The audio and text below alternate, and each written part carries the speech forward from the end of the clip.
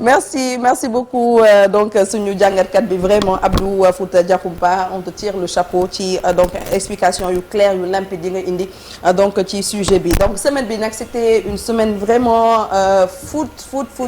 C'est pas fini. Ah non mais franchement moom ngeen ñu de semaine bi moom. semaine bi moom ngeen ñu mais un réel plaisir de recevoir Abdou Thierry Camara waaye ñii ni Titi Camara la ñu xam nag man mooy ne Abdou Thierry Camara mooy kan. Titi Camara mais oui je connais Titi Camara. Titi comment tu vas. Ça va, tu vas bien. yaa ngi ci jàmm. yaa ngi may sànni xeer de. Thierry mooy Titi. Thierry bi mooy Titi.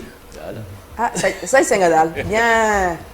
macha allah. Comme d'habitude hein. Comme d'habitude voilà. Comme d'habitude Titi tu changeras jamais. Voilà merci un réel plaisir wax naa ne moom candidat la à la présidence de la fédération sénégalaise de football. Bon ñi nekk ci plateau bi presque ñëpp xam nga Malick sa nekkatul sa xarit léegi. C'est mon ancien ami. Alors voilà Cheikh Tidiane Malick Pape Comme on se retrouve. Voilà ñu tàmbali waxtaan bi. Voilà Thierry yow sa candidature teelul feeñ aussi c'est comme Aliou Goloko ci Money Time bi lañ door a gis nga dugal sa candidature ni da nga am yéene diriger fédération sénégalaise bu football déjà yéene boobu fu mu jógee ak lan moo ko motiver. D'abord man bokk naa ci famille de footballeurs. loolu dafa am solo. sama nijaay Louis Camara moo doon capitaine équipe nationale. joueur Jaraaf. donc yàgg nañu ci football. sama maam bu ñu ma tuddee Abdou Camara sama maam moom moo créé woon foyer français. sans Sénégal. boo xam ne après moo nekk Jaraaf. donc man famille footballeur la cosaane. man tamit football naa quand j'étais jeune. je suis pas encore vieux mais bu ma nekkoon xale. joué naa US Créteil parce que j'ai grandi à Paris. te j'ai fréquenté aussi club de PSG centre de formation at Boubacar Sarr Locotte. su weesoo loolu bu ma paree sama jàng ba am sama DSS liggéey naa ci société bu ñu tuddee IMG McCormack. IMG McCormack mooy peut-être société de management bu gën mag ci àdduna. société américaine la boo xam ne ñoom ñooy gérer événements sportifs yu bëri ci àdduna bi. football ak leneen. ba pare moment boobu ñun ñoo jëndoon club de foot de Racing Club de Strasbourg. te Racing Club de Strasbourg amoon na joueur Habib Beye bu fa nekkoon. loolu mooy histoire bi en fait. si laa xamee Habib ñu nekk ay xarit. léegi bu mu ñëwee équipe nationale Sénégal en fait ñun ñoo ñu wondu. en fait mun naa ne sama histoire ak football sénégalais peut-être foofu la commencé. foofu la commencé mais suffisant. ba nga bëgg a xëcc la plus haute instance dirigeante du football sénégalais la défi boobu déjà dafa rëy yow léegi tu te sens capable vraiment de diriger ce football sénégalais là foo ko teg. tu sais très jeune bu ma nekk IMG liggéey naa ci ay projets yu mag yu ëpp fuuf fédération sénégalaise de football maa ngi doon gérer ay budget de plusieurs millions de dollars ci ay événements. mën naa citer ci tennis Roland Garros. liggéey naa par exemple dans les droits télé de la FA li soo di gis image championnat d'Angleterre ñun ñoo ko doon liggéey à TWA donc loolu yëpp dama ko gérer te loolu c'était des sommes beaucoup plus importantes que peut-être tey lu ñuy gérer ci fédération. donc jàpp naa ne que am naa vraiment compétence yi parce que man dès le bas âge dama ko liggéey dama ko jàng. ñëwuma ci football management du football noonu dama ko jàng liggéey ci peut-être société yu gën mag ci àdduna kon jàpp naa ne que am naa compétence yi pour mun vraiment diriger fédération sénégalaise ba pare dafa am loo xam ne il faut que ñu expliquer ko soo nekkee fii am na benn vision boo xam ne peut-être ñu nekk bitim réew wala soo demee ba gis di nga ko mun indi te loolu soo gisee fédération nu muy doxee jàpp naa ne que tey il est temps que ñu changer indi du sang neuf indi ay nit yu bees indi vision bu bees. parce que soo nekkee ngay yàgg comme les Français disent tu mets plus d'énergie pour durer que pour faire gis nga ñun duñu ñëw at benn xadar bu bees. on est motivé. 109 duñu bëgg a changer les choses ñu fi nekk nag dañuy toog yàgg ñoom lu ñu bëgg rek naka laay def ba toog sama fauteuil. da nga bëgg wax ne Augustin dafa yàgg fi mu toog. non waxuma du question personne yaa ngi may sànni xeet du question personne. alors ñëw nga déposer sa candidature mais am nga programme. sa vision lan nga gis lu nga xam ni yow en toute honnêteté mën nga ko apporter comme changement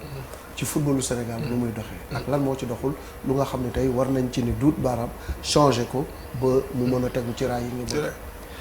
nga sooy wax football baax na pour population nit yi ñu xool football fan la cosaanu parce que loolu dafa am solo pour ñu comprendre sama programme ak fan laa bëgg a yóbbul football. football Angleterre lañ ko créé su ñu nee créé maanaam depuis mun na soo xoolee depuis 1000 ans avant Jésus-Christ nit yaa ngi doon def lu ñuy woowee football lu niroog football kon yàgg na mais anglais yi en 1868 si la ñu wax en français codifié football maanaam ñu bind bataaxal boo xam ne ñuy expliquer football nii at nii at nii. ñu koy def waaw léegi lu tax anglais yi ñoom ñu créé football lu tax peut-être ñeneen codifié ñu ko c'est pas parce que peut-être ñoo ñu gën xarañ mais dafa am loo xam ne dafa xew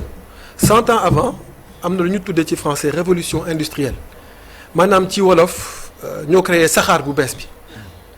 machines yi nag anglais yi ñoo ko créé donc si ni ñu commencé am les premières usines nit yi di liggéey travailleurs yi léegi nag patron yi duñu gis ne que ñoo xam ne que su ñu amee seen pause duñu nekk di fo di tàggat seen yaram di football ak leneen duñu gis ne que ñooñu seen liggéey dañuy gën xarañ si la gars yi commencé di ne lii am na lu si nekk ñu commencé di si gëstu léegi ñu xam ne que ñii su ngi leen di bàyyee ñuy tàggat yaram lu bëri koom-koom bi day gën yokk moo tax ñu ne léegi dañuy créer lu ñu tuddee football pour que nit yi mun football pour que ñu mun liggéey bu baax su may wax loolu di ko expliquer day wane ne football avant tout aspect économique la defuñu football pour fo donc aspect économique dafa am solo moo tax ci football ci programme bi lu gën a am solo moo di naka la ñuy def ba am koom-koom boo xam ne fédération ak surtout club yi ñoo xam ne tey ñoom ñooy football bi ñu mun am koom-koom moo tax ma lancé lu ñu tuddee les football bonds football bond lan la soo déggee football bond da ngay xalaat eurobond voilà loolu la ngay njëkk xalaat football bond lan la financement la boo xam ne léegi club yi on va commencer par les clubs professionnels les de première division dinañu am financement boo xam ne dinañu mun def am seen infrastructure am seen terrain bopp am seen centre de formation tey tu prends par exemple championnat français club yëpp dañu am centre de formation tant que yow amoo centre de formation day metti nga mun développer ce football léegi football boobu loolu nag nit suy ñëw léegi secteur privé mooy ñëw di dugal xaalisam ci football mais ku ne xaalis nit suy dugal xaalisam day xaar retour d'investissement te soo duggee sa xaalis ci benn club da ngay yaakaar ne que club bi dina def bénéfice mais ñun ñëpp xam nañu que club Sénégal defuñu bénéfice donc dama xalaat naka la ñuy def ba nit am sañ-sañ ne voilà man am naa xaalis dama koy dugal ci club bi te club yi lenn rek lu ñu am mooy seen joueur te ku ne joueur mooy jaay joueur donc tey su ma dugalee sama xaalis ci benn club bi en échange dina ne voilà man pendant x temps par exemple 5 ans 6 ans 7 ans 8 ans bépp joueur boo xam ne dama koy jaay man dinaa la delloo yow sa xaalis léegi nag soo defee loolu nit yi dinañu am sañ-sañ dugal seen xaalis ci club bi parce que duñuy jàpp ne que tey club bi ci dina jaay joueur kon man dina récupérer sama xaalis ba pare dina ma si tegal lenn parce que kuy dugal xaalisam day yaakaar bénéfice système boobu football bond soo ko defee ça permet que tout de suite club yi am benn manne financière estimé na à peu près entre 500 et 1 milliard yoo xam ne les 16 clubs de football dinañ ko mun am léegi soo ko amee léegi nag si ngay mun développer rapidement ton football sachant que yow pendant 4 5 6 ans ndànk-ndànk di nga rembourser xaalis bi nga la jox mais au bout de 6 7 8 ans léegi yaa moom sa centre de formation am nga terrain c'est comme peut-être yana ba yow peut-être yow di nga ko comprendre ci affaire immobilier non Titi nag vraiment yi li wata nga neex xaaral ma toogaat parce que c'est ça c'est le même principe xaaral ma toogaat c'est le même principe tey pour que nit ci comprendre tey da nga bëgg a jënd oto soit chaque mois nga dajale ba am peut-être 5-6 millions pendant 5 ans nga jënd oto bi wala nga dem banque nga defi prêt mu abal la mais su la abalee léegi yow oto bi au lieu nga am ko dans 5 ans da nga koy am tey ça veut dire que pendant les 5 ans là yow di nga mun utiliser oto bi dina la indil xaalis alors que soo xaaree beneen système bi da nga xaar 5 ans balaa utiliser ko donc système bi loolu la mais pour terminer tamit loolu dañu soxla tamit loxo état parce que football bon boobu ñun laajuñu xaalis état mais état moo ñu war a indil garantie pour système boobu. tey bu ñu ñëwee Titi gis nga football Sénégal championnat Ligue 1 Ligue 2 la ñu am ak football mun nañu wax un peu amateur bi lii seen problème bu njëkk moom moo nekk fu ñuy footballee naam sax léegi xaw na tane mais sponsoring ak marketing même yaa ngi wax football bong bi mais loolu tamit war na nekk beneen chantier boo xam ne taxaw na ndax gis nañ ne lu ci mel ni yenn partenaires yi fii liñ ci def xaalis par rapport ak sous-région bi bokkul boobu ban taxawaay nga ci fas yéene am ngir nag attractivité bi daal di am sponsor yi daal di gën a ñëw ci club yooyu jàppale leen ba ñu mun a moom seen bopp ndax bu ñu demee Afrique ñu mun a émerger un peu génn. bon marketing loo xam ne peut-être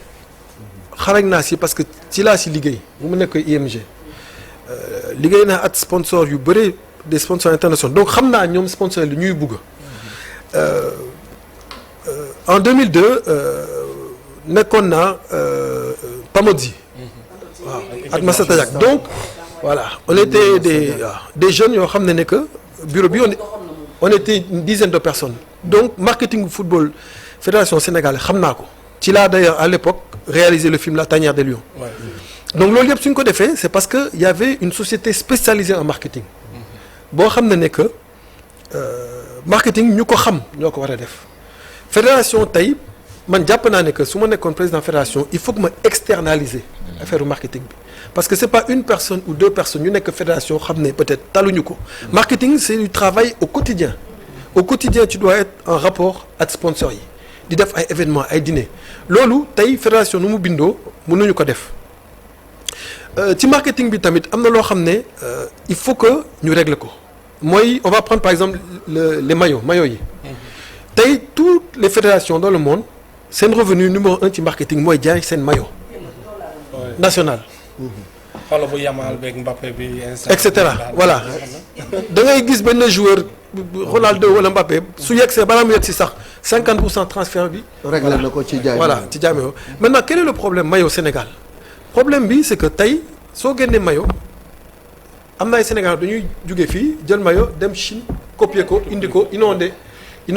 donc loolu il faut que ñu régler ko moment bi am na ay discussion yoo xam ne def nañ ko man personnellement à douane léegi dafa am ñaari ponk am na ñoo xam ne ce sont des jeunes sénégalais yoo xam ne dañu jël seen xaalis dem Chine defar maillot parce que am na lu ngi si yaakaar dundal seen famille donc man tamit peut-être loolu bëgguñu ko yàq mais da beneen côté bi tamit fédération war na am ay revenus donc man lu may proposer ci sama programme ci maillot yi moo di léegi dañuy def licence maanaam bépp sénégalais boo xam ne dafa bëgg a investir defar maillot d'accord naa mais da ngay ñëw rapproché ci fédération ñu waxtaan ñu jaay la licence su la jaayee licence douane day xam que telle personne moom am na licence am na autorisation nga xam ne que produit yi su ñëwee douane day jàll léegi nag produit boo xam ne yow amoo licence ak fédération su ñëwee douane dañuy téye sa licence ça permet de joxe opportunité jeunes yoo xam ne dañu bëgg a investir ci loolu mais en même temps tamit fédération gis ci boppam. voilà mais Titi élection présidence fédération nag élection particulière la. avec les présidents de club le foot amateur au Sénégal yow tey jii est-ce que liggéey boobu yaa ngi koy def. dem di seeti liggéey électeurs yi nga xamee ni ñoom ñooy ndey mbi liggéey yaa ngi waxtaan ak ñoom. bon balaa peut-être juste mais aborder problème élection yi dama bëggoon rajouter deux choses ci question bi loolu peut-être wax nañu marketing mais am na loo xam ne balaa ñu ne football bal ak terrain la balaa ñu commencer wax marketing comprendre et cetera tey ci terrain yi aborder nga ko sànq am nañu ay problèmes au niveau des terrains et des gazons synthétiques. man bokk naa koo xam ne peut-être Malick mi ngi fi woon sax invité na waan ko voilà gis nga image yi ñoo njëkk a def terrain de proximité ci quartier yi en 2012 mais footballeurs yu bëri dañu comprendre ne que terrain yi Sénégal bu ñu am dafa am problème bi lan la c'est que tey gazon bi am na lu ñuul yoo xam ne da nga koy def da nga ko si def loolu mooy SBR boobu nag ay pneu la ñuy jël daggat ko dugal ko te loolu baaxul ci yaram waaw c'est toxique jarul ñu wax feebar yu bëre lay indi deuxièmement jour yi xam nañ ko soo nekkee ci terrain bi ak chaleur bi doo mun sax noyyi sa crampon yi day tàng da ngay obligé sotti ndox voilà donc man ci sama programme am naa problème de réhabilitation maanaam tey terrain yëpp yoo xam ne dañ ko am loolu dañ koy dindi man bu ma defee terrain bi 2012 dañu defoon ñun SBR inifugé mooy SBR boo xam ne dañ ko traité woon malheureusement ñu bëre xamuñu ko ñoom dañuy ñëw jënd terrain yi gis naa terrain yu bëre loolu dañ ko am te day yàq santé wu xale yi donc premier chantier mooy sama priorité. moo di kii synthétique yi ñu dindi ko gazon synthétique. non pas gazon voilà damay expliquer verre bi day am mais lu ñuul li lu si nekk. da nga koy manque am na benn machine boo xam ne da nga koy manque comme aspirateur léegi nag ñu def si beneen boo xam ne loolu c'est naturel. comme am na coco am na liège élément boo xam ne léegi dina permettre que santé wu joueurs yi dina kii donc loolu c'est quelque chose d'important. Autre chose aussi yaa ngi wax léegi ci club yi gouvernance dafa am solo tey on va à l'élection l'assemblée mais club yi chaque 4 ans da nga leen di woo ne leen kaay leen ngeen votel président vice-président dugg na fi su paree nga ñibbi seen kër du nga leen faale léegi nag fédération mooy jël décision yi man je veux mettre les clubs au centre des décisions en permanence waxtaan naa leen di ci débat bi RTS ak Augustin effectivement mu ne ma les clubs on prend leur avis parce que chaque année dafa am assemblée générale mais loolu doyul parce que soo xaaree at pour woo kenn ne ko man def naa lii baaxul man dama bëgg en amont maanaam balaa ngay jël décision yi club yi nga consulter leen donc damay lancer léegi les votes électroniques pour les clubs ça veut dire que léegi les décisions. Donc, il faut une réforme des textes. Voilà d'abord il faut que après ñu dem ci texte yi en tout cas les décisions importantes de la fédération doo xaar 1 an di ko expliquer assemblée da ngay woo club yi du ñu ñëw maintenant avec le numérique ku nekk day toog sa kër ñu yónnee le code nga voté nga xam ne léegi club yi ils vont maintenant prendre les décisions à l'intérieur du foot. Tu parles léegi des textes am nañu peut-être nouvelle bu baax démb avec le code du sport qui a été voté en conseil des ministres. Je profite pour féliciter gouvernement bi ak ministre bi parce que loolu monde du sport de manière générale da nga ko yàgg xaar parce que tant que loolu amuñu ko woon day compliqué tu parles des textes mais même modifier textes yi amul sens dans le sens où ñu ngi doon xaar code du sport léegi nag am na on va pouvoir léegi modifier les textes pour que mu méngoo ak code du sport ak surtout financement du sport loolu moo am solo donc maintenant je pense que on va pouvoir avancer am na aussi autre chose c'est que football bi club yu bëre ñu ngi ñaxtu ku ma am ndey ku ma amul ndey ci football bi loolu ñu bëre parce que maa ngi wax ay acteurs yu bëre loolu daf leen di metti su fekkee am nga kenn koo xam ne xam nga président bi wala am nga kenn koo xam ne mi ngi ci COMEX bi loo bëgg di nga ko am su fekkee da nga war a voyager su fekkee am lu bëre daal te xeeroo ñaañoo bu si nekk ci football bi loolu la donc man damay lancer ce qu'on appelle la MEC méthode pour l'égalité des chances lan la ça veut dire que léegi chaque fois que fédération day am loo xam ne daf koy joxe dootul nit wala groupe de nit parce que tant que nit mooy joxe lu nekk xaj na si léegi dañuy bind ay critères ñëpp bindu ci internet su fekkee ne ñëpp ñu mëtal dañuy def tirage machine mooy tiré ñu ne voilà club bi wala lii la ñu joxe kii moo ko am nga xam ne léegi dañuy xam ne que soxlatoo xam diw bras long transparence bi et justement Titi dafa mel ni que depuis génération 2002 bi mu jeexee da nga déconnecté ci football sénégalais perception la mais est-ce que réellement loolu waaw parce que am na jamono boo xamee ni nit ñi xamoon nañ la bu baax di la gis carrément ak entourage équipe nationale à un moment donné ce n'était plus le cas après ñu toog ñëw gisaat la est-ce que da nga déconnecté woon wala même si da nga jëloon recul yaa ngi doon xool bu baax comment ça se passe di jéem a nouer aussi yenn relations yi. Si bon déjà parce que j'étais un peu à l'étranger loolu la d'abord pour des raisons professionnelles comme am naa activité deuxièmement tamit je pense que c'était un moment boo xam ne c'était benn équipe bu bees boo xam ne dafa am changement kon tamit il fallait que nga bàyyi nit yi ñu liggéey je pense que loolu mais j'ai toujours été ci football bi parce que peut-être feeñul mais maa ngi def comme je te dis terrain yi dans les quartiers man loolu moom a gën soxla parce que jàpp naa ne que football à la base c'est la base te base bi balaa ngay dem ay centre de formation c'est 4 5 6 ans 4 5 6 ans nag ci koñ yi xale yi ci koñ yi ci tali yi la ñuy football. boobu de c'est un bon investissement. terrain football yi koñ yi nii. mooy yónnoo ñuy encadré noonu. xale yi di fa jouer. mooy génération muy wax y a Salif Diao qui. voilà di investir bu baax. man loolu dama kontaan. gis naa si benn bambilo. parce que bu ma ko njëkkee def 2012 après ñu wër dañ ko gis multiplier ko. kon su la man kontaan na man maa ngi fàttaliku bés bu ma ko njëkkee def. bu mu génnee télé bu mu delee dans le journal Malick mi ngi fi woon bu ñu inauguré fii lendemain matin 8h du matin da nga wax say jow 8h du matin sama terrain dafa sonné c'était Salif moom woo mu ne ma Titi terrain bi c'est bien de noo ko defee donc am na loo xam ne que effectivement tey sax na effet. donc soo ne law na voilà soo nee kon que nekkuma fi non man terrain bi moo ma intéressé. waxal ci Ali Kalla ji mooy li la Cheikh laaj. élection waaw vote bi dafa am travail de terrain bu métti boo war a def. am ay vraiment électeurs potentiels yi nga xam ne nekk nañu ci sa ginnaaw. ndax am na soutien ak yooyu waaw soutien bi war ndax say chance d'être président de la fédération natt nga ko. bon soutien bi ñun commencé ñu tey parce que yàgg na maa ngi wax ay club yu bëri mais fallait que peut-être programme bi génn tey lu may laaj club yi c'est que léegi programme yi ñu ngi génn club yi ñu xool parce que tu sais dañuy wax dëgg rek pour bañ nekk fii di raay bi am na ñoo xam ne dañu yàgg ci football bi dañu contrôler club yi c'est ça la réalité. Man jàpp naa ne que tey être président fédération sénégalaise moo gën compliqué que être président Sénégal. parce que président Sénégal tey soo ko bëggee nekk da ngay wax c'est des millions de gens kenn mënu ko contrôler. c'est le vote populaire. waaw mun nga nekk multimilliardaire mais du tax que tey nga gagné. On a vécu plusieurs alternances ak président yoo xam ne amoon nañu moyen. Fédération sénégalaise de football élection bi c'est plus difficile c'est que 450 clubs kon dafa tuuti. kon am na ñoo xam ne effectivement ils ont peut-être la main mise sur les clubs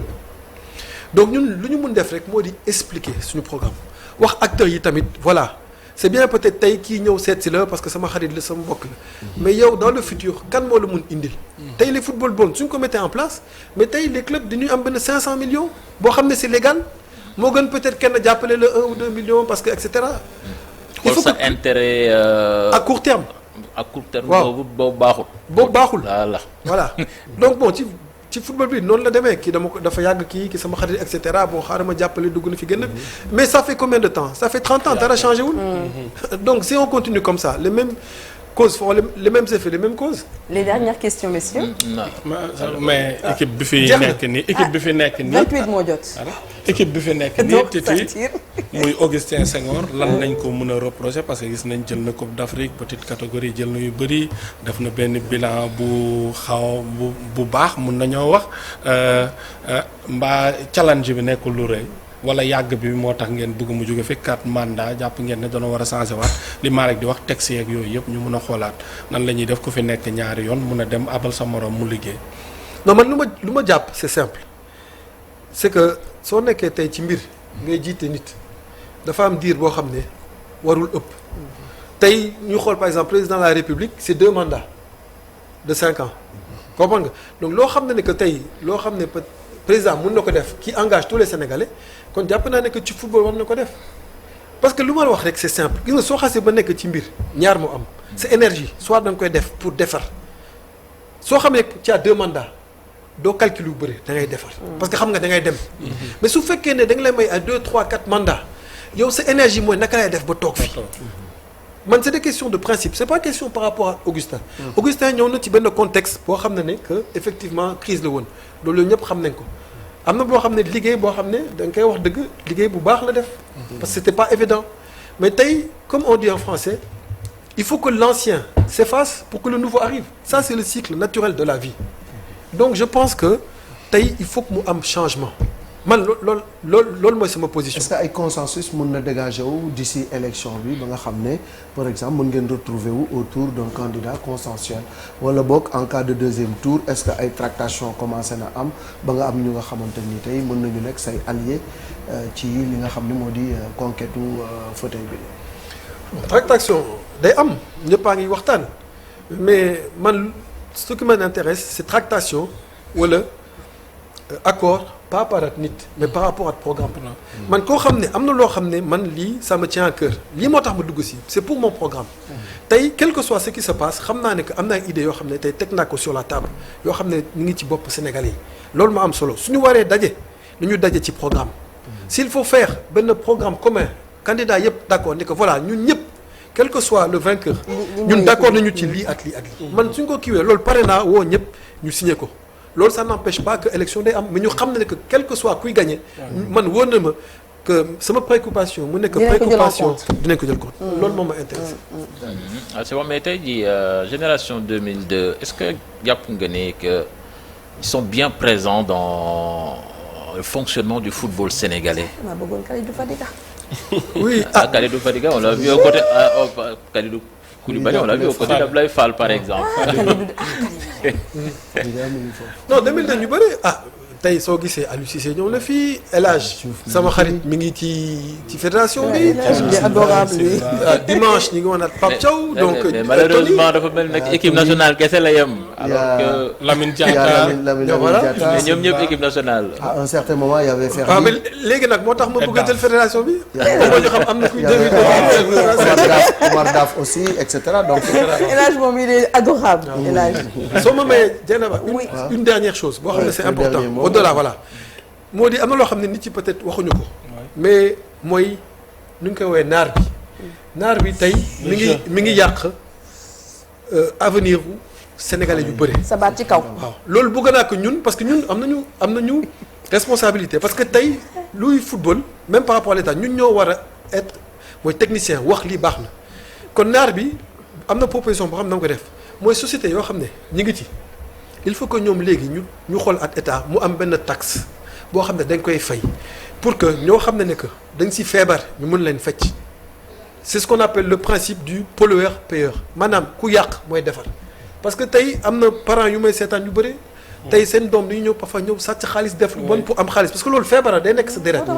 donc loolu il faut tamit ñu wax si te ñun le monde du football ñun ñoo am légitimé wax ko kon loolu il faut ñu teg ko sur la table. sa baat ci kaw loolu nga wax ni dafa am solo parce que mi ngi yàq askan mi ngi yàq suñu doom.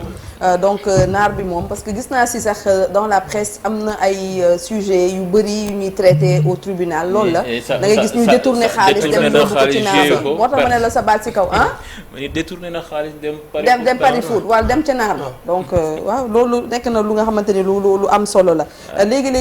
Titi da ngay toggandi ak ñun ñu daal di tëj émission bi mais peut-être avant ça ñu ñëw ak yéen ci la une de l'Observateur de Record ñëw ak yéen ci météo